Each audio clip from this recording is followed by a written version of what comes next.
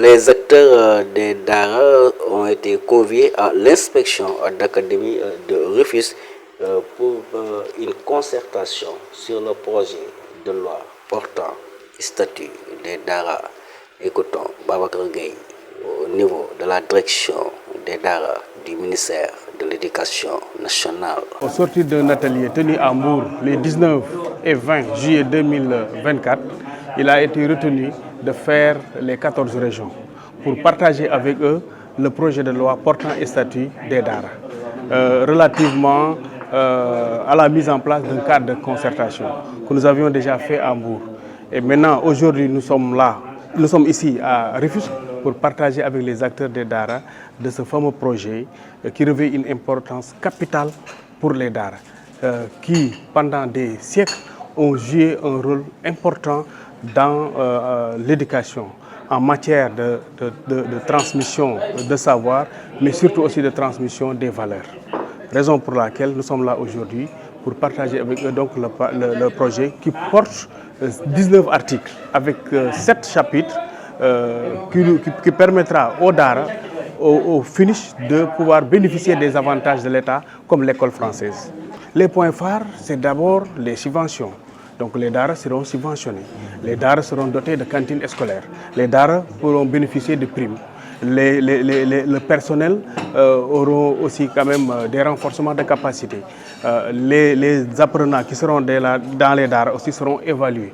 Parce qu'il y aura un programme qui sera donc mis en œuvre dans les DARA et qui permettront, après 8 ans par exemple de cursus, pourront maintenant se présenter au CFE et à l'entrée en sixième. L'inspecteur d'académie Mamadou Diop s'explique que le ministère a projeté d'aller dans tout le Sénégal pour rencontrer les acteurs des DARA pour leur expliquer l'importance de ce projet de loi portant statut des DARA. Bon, moi j'ai eu la chance quand même du temps où j'étais inspecteur scolaire à Thiès et même secrétaire général de vivre un peu le début de ce processus-là. Parce qu'à un certain moment, on s'est rendu compte que l'État qui doit le service d'éducation aux enfants ne pouvait pas se contenter uniquement que du système classique français. Parce qu'à travers tout le pays, déjà SME des DARA qui enrôlaient nos enfants, parfois même parallèlement à l'école. Il y en a qui jumelaient les deux, école arabe et école française, mais il y en a qui ont choisi d'amener leurs enfants dans les DARA.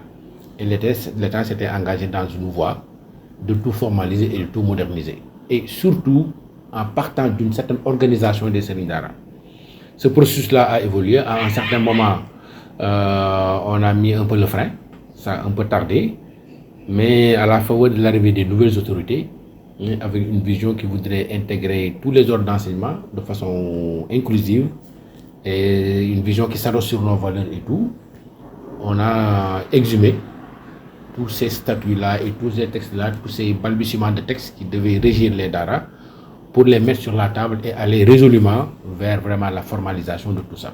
C'est pourquoi donc il y a eu un projet de loi qu'on a proposé portant statut des DARA et des décrets d'application que le gouvernement a proposé, mais qu'on ne voudrait pas tout de suite faire appliquer, en n'ayant pas le regard des premiers acteurs que sont les Borom Dara, les Serigne Dara, les Ndeye Dara, les maîtres coraniques et autres.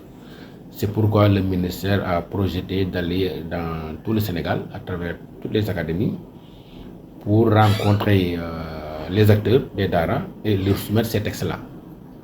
C'est cette activité-là que l'inspection d'académie de Rufisque est en train d'abriter à l'instant des autres inspections d'académie. Il y a une mission des acteurs qui sont venus, des missionnaires qui sont venus de la direction des DARA, qui ont trouvé sur place les inspecteurs en arabe, les Serigne Dara, les responsables d'associations de maîtres coraniques et autres, pour discuter avec eux de tout cela, pour que demain, si toutefois on met une première mouture sur la table, que tout un chacun se sente concerné, que tout un chacun sente quand même que c'est son affaire et qu'il n'y ait pas trop de problèmes. Donc voilà ce qui nous réunit aujourd'hui. Donc l'objectif c'est de partager ces projets de texte-là, de recueillir les avis des uns et des autres et éventuellement leurs observations des propositions d'amélioration, des propositions d'ajustement, encore une fois, pour que nous ayons la meilleure formule à appliquer aux Dara, à appliquer à nos enfants, dont les parents ont choisi de les amener dans cette voie. D'abord, l'intérêt de tout ça, c'est une bonne réorganisation des Dara. Et ça va aller vers des curricula. Et qu'au Sénégal, on en arrivera à un point où, dans tous les Dara du Sénégal, à l'instar des écoles françaises, qu'il y ait des curricula uniformisés qui s'appliquent partout. C'est vrai que quand on parle d'Ara, ça s'adresse déjà sur le Coran, qui est là, immuable. Mais quand même, l'accompagnement de l'État voudrait quand même qu'il y ait une certaine harmonisation et que chaque élève, chaque enfant sénégalais qui entre dans les Dara puisse sortir au bout de tant d'années avec tel profil, qui pourrait aussi l'aider à s'insérer dans la vie, comme les enfants qui sont dans les écoles françaises.